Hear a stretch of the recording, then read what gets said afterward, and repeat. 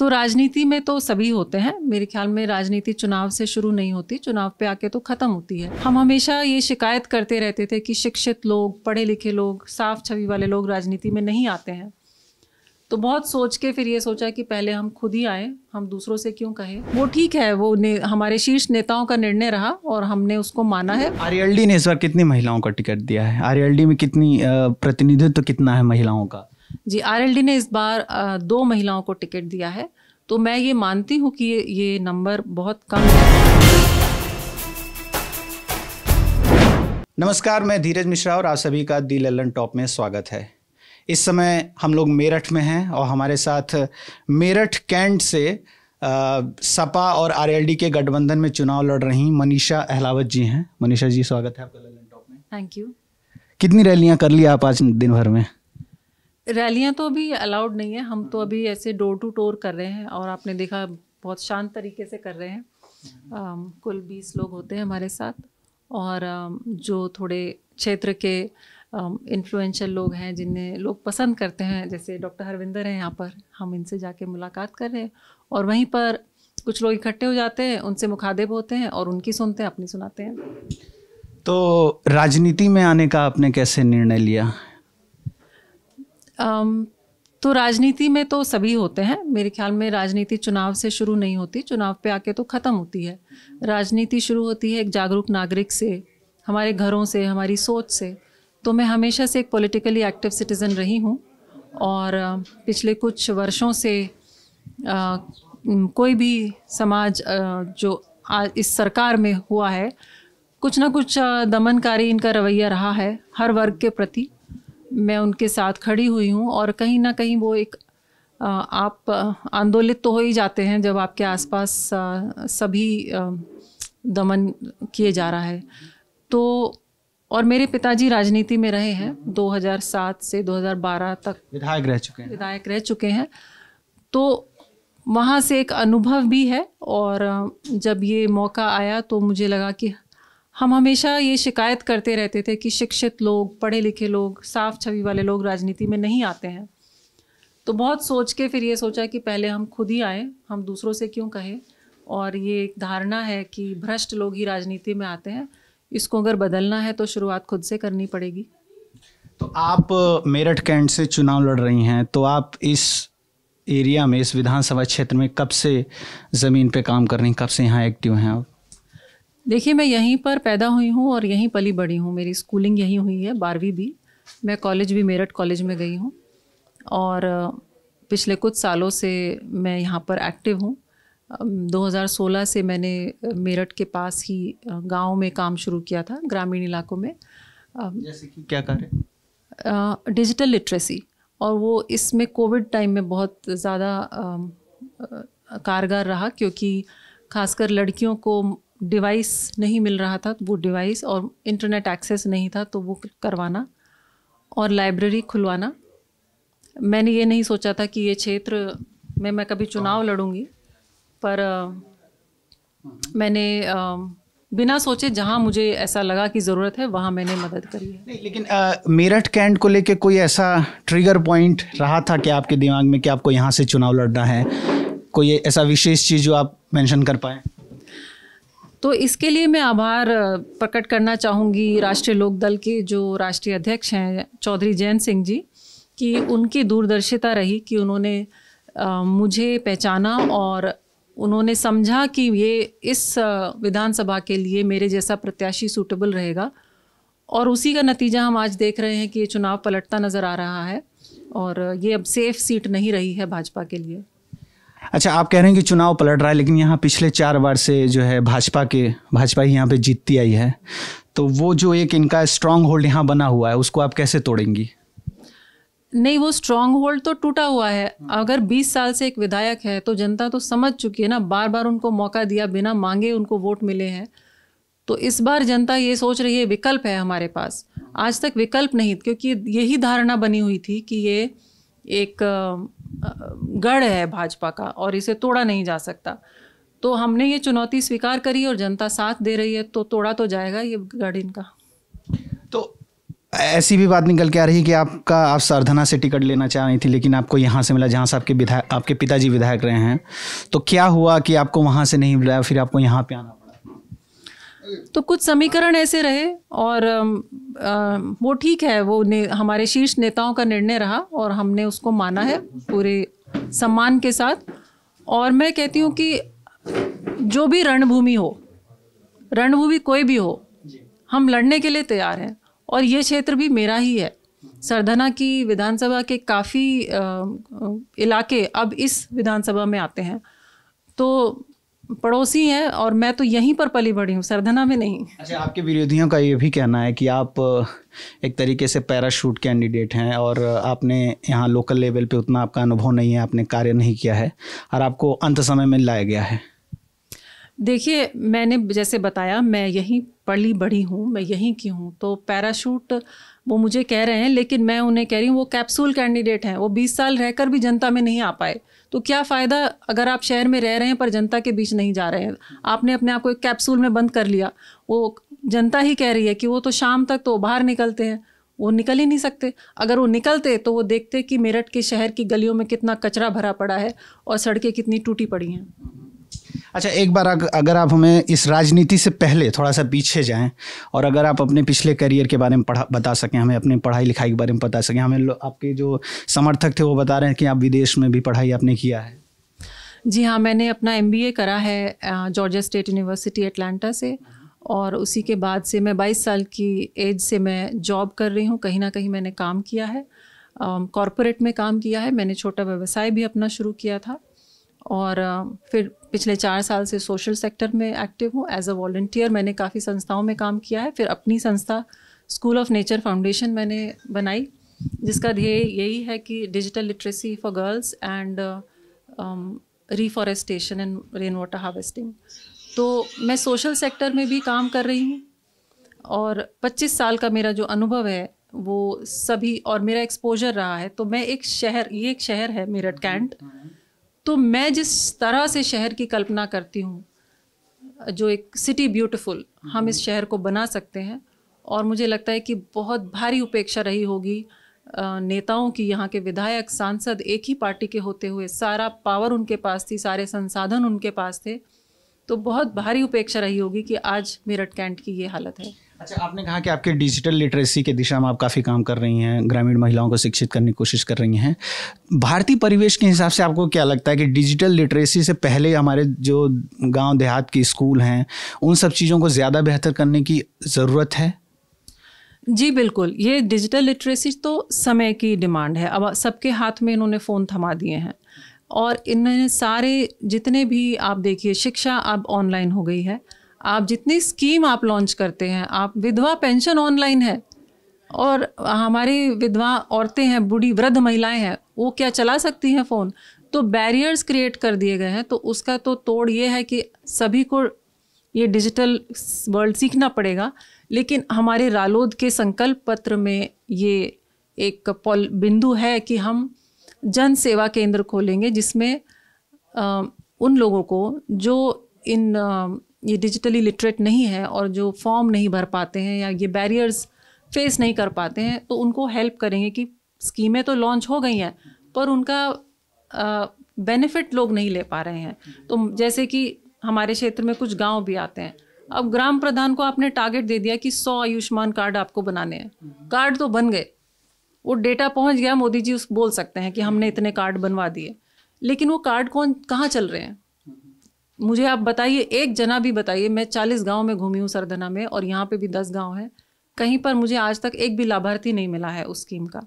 और यही हाल विधवा पेंशन का, वृद्ध महिला पेंशन का भी है कि सालों से महिलाएं चक्कर काट रही हैं, खासकर महिलाएं, क्योंकि वो उनका लिटरेसी लेवल भी कम है, तो वो इन स्कीमों का लाभ तो उठा ही नहीं पाती हैं। तो आप स्कीमें तो लॉन्च करे जा रहे हैं, पर लोगों के हाथ में वो हथियार तो दीजिए, वो असला तो दीजिए कि वो इन स्कीमों का लाभ उठा पाए।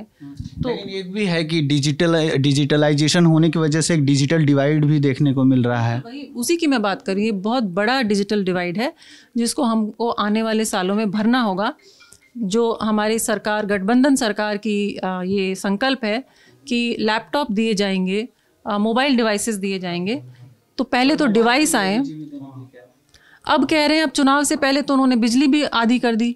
आप उनसे पूछिए 4.5 साल उन्होंने जो बिजली महंगी दी है क्या वो रिफंड करेंगे लोगों को? तो अब नींव डालने की क्या ज़रूरत है? 5 साल थे आपके पास, प्रदेश में आपकी सरकार, देश में आपकी सरकार, यहाँ के विधायक भाजपा के, यहाँ के सांसद विधायक भाजपा के हैं, तो क्या कमी क्या रह गई कि आपने इस मेरठ कैंट का विकास नहीं किया? चलिए, ये तो रही आपके कैंडिडेचर की बात। अब मैं थोड़ा सा समझना चाह रहा हूँ राजनीति में महिलाओं की भूमिका। एक महिला कैंडिडेट होने के नाते आप इस चीज़ को कैसे देखते हैं कि अभी भी राजनीति में महिलाओं का आना कितना मुश्किल है? देखिए, मेरे से ज़्यादा कोई नहीं समझ सकता कि राजनीति में महिलाओं का आना बहुत मुश्किल है अभी भी, खासकर कि हमारे ये उत्तर प्रदेश में। और तो मैं इसे एक अपना मैं मानती हूँ कि ये एक प्रिविलेज है मेरी कि मैं यहाँ तक पहुँच पाई, और मैं इस विशेषाधिकार को इस्तेमाल करूँगी और नेत्रियों को डेवलप करने में। तो मेरा भी ये प्रण है कि अगले 5 साल में मैं अपनी विधानसभा से 100 महिला नेताओं को तैयार करूँगी। लेकिन इसका रोड मैप क्या है आपके दिमाग में, कैसे आप तैयार कीजिए? जी, मैं जैसे कि मैंने बताया, कुछ सालों से मैं संस्थाओं से जुड़ी हुई हूँ जो इस दिशा में काम कर रही हैं। पॉलिटिकल शक्ति नाम की एक संस्था है, नेत्री फाउंडेशन है, इंडियन स्कूल ऑफ डेमोक्रेसी है, और UN विमेन का एक शी लीड्स करके एक इनिशिएटिव है जिसका मैं भी हिस्सा रही हूँ। तो मैं इन सभी को, और वो तैयार हैं काम करने के लिए, लेकिन यहाँ पर कोई नेता उनको जगह नहीं देता है, उनको टाइम नहीं देता है। तो वो तैयार हैं यहाँ इस क्षेत्र में काम करने के लिए। तो हम चाहते हैं कि हम महिलाओं को हर स्तर पे तैयार करें, वो हाशिए पे ना रहें, केवल कार्यकर्ता ना रहें, वो आगे आके चुनाव लड़ें हर स्तर पे, ग्राम, नगर पंचायत, हर स्तर पे। अच्छा, RLD ने इस बार कितनी महिलाओं का टिकट दिया है? RLD में कितनी प्रतिनिधित्व कितना है महिलाओं का? जी, RLD ने इस बार 2 महिलाओं को टिकट दिया है। तो मैं ये मानती हूँ कि ये नंबर बहुत कम है, और RLD नहीं, सभी पार्टियों ने, एक कांग्रेस को छोड़कर, उनका तो अपना कैंपेन ही यही है, लड़की हूँ लड़ सकती हूँ। मैं उसकी सराहना करती हूँ, लेकिन मैं ये भी कहती हूँ कि अभी जो लड़ाई है ये उससे बहुत बड़ी लड़ाई है। ये चुनाव 2022 का बहुत अहम है। ये चुनाव है संविधान को बचाने के लिए, ये चुनाव है हमारे भारत का जो एक आइडिया ऑफ इंडिया है उसको बचाने के लिए है। लेकिन मैं आपको ये भी बताना चाहूँगी कि चौधरी जयंत सिंह जी ने मुझ जैसी कैंडिडेट को अगर आगे किया है जो 100 नेताओं को तैयार करेगी, तो मैं एक ही 100 के बराबर हूँ। लेकिन मैं भविष्य में ये बदलना चाहूँगी कि कम से कम 50%, क्योंकि हम आबादी का 50% है, 50% टिकट महिलाओं को मिले, और उसके लिए हम महिलाओं को तैयार करेंगे। नहीं, लेकिन आपको ये नहीं लगता कि सिर्फ 2 महिलाएं काफ़ी ज़्यादा कम हैं? 2 ही महिलाएं? मैं तो मानती हूँ कम है, जी हाँ, उन्होंने भी माना है। लेकिन जैसा कि मैं कह रही हूँ कि हमारे यहाँ कैंडिडेट नहीं मिलते हैं, क्योंकि देखिए, मेरा विशेषाधिकार, मैंने माना मेरा विशेषाधिकार है कि मेरे पिताजी विधायक रहे हैं। तो कितनी महिलाएं हैं और कितने विधायक, या और विधायकों की भी तो बेटियां हैं, लाएं आगे। मैं तो बोलती हूँ सबको लाना चाहिए। मेरे पिताजी ने एक रोल मॉडल बने हैं वो, अपने समाज में भी और राजनीति में भी, और मैं आशा करती हूँ कि बाकी लोग भी इसको फॉलो करेंगे। अच्छा, मैं आपका इलेक्शन कैंपेन ये अभी फॉलो कर रहा था पिछले 1-1.5 घंटे से, और मैंने आपके 1-2 जो महिला कार्यकर्ता उनसे भी मुलाकात किया। लेकिन जो मैं ओवरऑल देख रहा हूँ कि पुरुषों का ही प्रभुत्व है यहाँ पे, मैक्सिमम बाहर बाउंसर भी 3-4 खड़े हैं। तो एक तरीके से मेल डोमिनेटेड ही पूरा माहौल दिख रहा है। तो इस चीज़ को फिर आप कैसे बदलिएगा, और कैसे फिर आप अपना जो आपका जो एजेंडा है कि महिलाओं की भूमिका, उसको कैसे आप जस्टिफाई करेंगे? जी, देखिए, पुरुष डोमिनेटेड तो हमारा संसद भी है और विधानसभा भी है, तो क्या कीजिएगा। लेकिन एक बदलाव तो शुरू हुआ है। मैं चुनावी मैदान में तो आई हूँ। पिछले विधानसभा चुनाव में भी मेरठ कैंट में तो कोई प्रत्याशी आज तक आई नहीं है, और अभी भी आप अगर देखते, मेरठ इस क्षेत्र में 7 विधानसभा है, मैं अकेली महिला प्रत्याशी हूँ। लेकिन मैं आपको बता दूं कि मेरा जो चुनाव कैंपेन चल रहा है, आपने ज़रूर थोड़ा अलग यहाँ पे दृश्य देखा है, लेकिन मैं जहाँ भी जा रही हूँ वहाँ महिलाओं को बुलाया जा रहा है, आगे लाया जा रहा है, और महिलाएं हमेशा आगे बैठती हैं। तो ये बदलाव तो एक छोटे स्तर पे शुरू हो चुका है। अच्छा, राजनीति में जो है, राजनीति लोग कहते हैं कि बहुत ज़्यादा कॉस्टली हो गया है, बिना पैसे की आप राजनीति कर नहीं सकते, चुनाव लड़ नहीं सकते। तो ऐसे इस माहौल में जो मान लीजिए दूर दराज के क्षेत्रों में महिलाएं हैं या जो लड़कियां हैं जो एक्टिविस्ट के रूप में काम कर रही हैं, आपको क्या लगता है कि वो फिर कैसे इस राजनीति में एंट्री ले पाएंगी? तो एक अमेरिका की संस्था है एमिलीज लिस्ट, हम उसका मॉडल यूज़ करेंगे। उसमें हम जो महिला को हम तैयार करेंगे, हम उनके लिए फंड्स भी इकट्ठे करेंगे, तो हम उस इलेक्शन को भी फंड करेंगे। तो मैं समझती हूँ ये एक बहुत बड़ा बैरियर है, और महिलाओं को क्योंकि कोई भी आज मतलब आप समझते हैं कि एक परिवार से इतना फंड नहीं मिलते हैं, तो जो इस तरह से कमज़ोर, फाइनेंशियली कमज़ोर उससे आ रहे हैं, तो हम उनको फंड भी करेंगे। लेकिन एक थोड़ा टेंटेटिव आकलन हम लोग को बता सकेंगे आप कि एक चुनाव लड़ने के लिए कितना रुपए का खर्च हो जाता होगा एक विधानसभा में? जी, मैं क्या बताऊं आपको, जो अलाउड है वो इलेक्शन कमीशन से आपको वो पता ही होगा।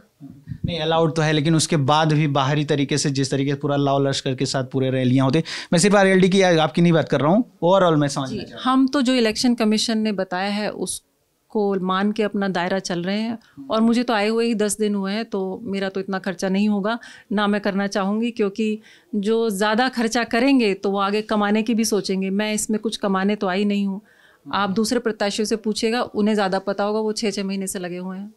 अच्छा, कई सारे विधानसभा क्षेत्र में जो महिला कैंडिडेट उतारे जाते हैं उसमें ऐसे सर्वेज आए हैं, वो ये देखा गया है कि महिलाओं को उन्हीं सीटों पे उतार देते हैं जहां पे कोई जीतने की प्रोबेबिलिटी नहीं होती, और एक तरीके से महिला कैंडिडेट का प्रतिशत बढ़ाने के लिए वो ऐसा कर देते हैं। आपके साथ क्या ऐसा हुआ है? नहीं, मुझे नहीं लगता। अगर ऐसा होता तो केवल 2 सीटें नहीं होती महिलाओं की, और भी दे देते, और भी ऐसा तो नहीं है कि सारी सीटें जीत रहे हैं, कुछ सीटों पे हो अंदेशा रहा होगा, तो ऐसा नहीं है। उन्होंने, मुझे लगता है कि देखिए ये सीट एक कठिन सीट ज़रूर मानी जाती है, लेकिन मैं भी एक दमदार कैंडिडेट हूँ, मैं कोई कमज़ोर कैंडिडेट तो नहीं हूँ, तो मुझे वो जीतने वाली, मैं जिस सीट पर आप सरधना की बात कर रहे हैं वो तो जीती हुई सीट थी, तो उन्होंने मुझे यहाँ उतारा, यानी मेरे अंदर ज़्यादा विश्वास दिखाया है। आपके अंदर, बिल्कुल बिल्कुल। एक सवाल मेरा आपसे और है कि आप मेरठ कैंट की जनता को बदलाव के रूप में क्या ऑफर कर रहे हैं कि आप अगर जीत के आती हैं तो आप क्या परिवर्तन यहाँ पे लाएंगी? तो सबसे पहले तो परिवर्तन ये होगा और बदलाव ये होगा कि आपको एक फुल टाइम प्रोफेशनल आपको मिलेगा आपके विधायक के रूप में। आप हमेशा अवेलेबल रहेंगे उनके लिए? जी बिल्कुल। अच्छा। क्योंकि मैं इसको अपना फुल टाइम जॉब मान के आऊँगी, और मैंने अपना बिजनेस भी चलाया है और मैंने जॉब भी किया है, तो मैं टीम मैनेजमेंट समझती हूँ, मैं ऑपरेशंस मैनेजमेंट समझती हूँ। तो ये जो विधायक का एक काम है, ये टीम को मैनेज करना है, ऑपरेशंस मैनेजमेंट है, और मुझे लगता है कि वहीं से वही बदलाव है कि एक फील्ड में आके काम करना। आप देखिए, अगर अभी मुझे यहाँ पता लग रहा है विधायक आए ही नहीं, 5 साल से एक क्षेत्र में नहीं आए, खैर वो तो 20 साल से हैं, तो 20 साल से नहीं आए हैं। अगर आप कंपनी भी चला रहे हैं, एक विभाग में नहीं जाएंगे तो क्या कंपनी फेल नहीं हो जाएगी? एक सीईओ अपने किसी विभाग में जाके झांके भी नहीं। तो बस मैं यही कह रही हूँ कि बदलाव ये है कि आपको एक शिक्षित और एक युवा और एक कैपेबल कैंडिडेट मिल रहा है, और ये जनता भी समझ रही है, तो बदलाव यही होगा। अच्छा, चुनाव में इस समय काफ़ी ज़्यादा जिन्ना, पाकिस्तान और धर्म का ये मामला उठ के आ रहा है, इसको आप कैसे टैकल कर रही हैं? इसको तो जनता मैंने आज फ्रंट पेज देखा उसका, अमर उजाला का, उस पर लिखा था कि 2 भाई दंगे कराने आ रहे हैं, से एक स्टेटमेंट आया था। ये चुनाव के टाइम में ये सब स्टेटमेंट आते ही हैं। मैं इन सब से दूर रहना चाहूँगी, मैं मुद्दे की बात करती हूँ। आप मेरा फेसबुक लाइव देखिएगा, मैं हर रोज़ 2 बात करती हूँ, और मैं हमेशा जो जनता से जुड़े हुए मुद्दे, जो रोज़मर्रा की ज़िंदगी जनता की आसान या कठिन करते हैं, मैं उनकी बात करती हूँ। नहीं, लेकिन मनीषा जी, बात करना तो एक अलग चीज़ है, लेकिन दूसरा, चूंकि आप चुनाव लड़ रही हैं, तो आपको लगता है कि यह वोट में तब्दील हो पाएंगी ये सारी चीज़ें? ये जो अभी पूरा कैंपेनिंग, जैसे पुराने दंगे की याद दिलाई जा रही है कि दंगा नहीं भूलना है, ये है, तमाम तरीके की बातें हो रही हैं, तो इसका कैसे आप समाधान निकाल रही हैं? देखिए, मैं ये मानती हूँ, एक कहावत है, भूखे पेट भजन ना होए गोपाला, ले ले अपनी कंठी और ले ले अपनी माला। तो जनता ने भी अपना ये मन बना लिया है कि आप कितना भी हिंदू मुस्लिम करेंगे, राम और ये अल्लाह वगैरह ये सब बातें उठाएंगे, जिन्ना वगैरह, जनता ये जिन्ना बोलते हैं, जनता गन्ना बोलती है। है ना, ये कब्रिस्तान बोलते हैं, जनता रोज़गार की बात करना चाहती है, तो ये टैकल तो ये जनता कर रही है, इस बार ये भटकेंगे नहीं, तो मुझे ये पूरा विश्वास है। अच्छा, कैंट की जो सीट है वो व्यापारियों का बहुल क्षेत्र है और व्यापारी जो है हमेशा से भाजपा के तरफ उनका झुकाव रहा है, तो यहाँ पे फिर आरएलडी कैसे आपकी भूमिका साबित कर पाएगी? जी, तो मैं आज सुबह ही जैन समाज की एक सभा में गई थी, उन्होंने बहुत सम्मान के साथ मुझे बुलाया था, और व्यापारी इस बार बदलाव चाहते हैं क्योंकि व्यापारी झेल चुके हैं कोरोना टाइम में। मेरठ शहर, आपने सही कहा, व्यापारियों का शहर है मेरठ कैंट। यहाँ पे पेपर इंडस्ट्री और sports industry, music instrument industry से लेके छोटे छोटे कारखाने हैं, और आप जाइए, दुकानें हैं, क्लिनिक्स हैं, सैलून हैं, ब्यूटी पार्लर्स, ये सब बिजनेस है। एक छोटा रोज़गार भी कम से कम 5-6, छोटा व्यवसाय 5-6 रोज़गार पैदा करता है। तो जब ये एक व्यवसाय छोटा बंद होता है तो रोज़गार में भी फ़र्क पड़ता है। तो यहाँ पर इतने बड़ी कोरोना टाइम में ये रोज़गार जो ठप हुए, इसीलिए हुए कि व्यवसाय ठप हुए।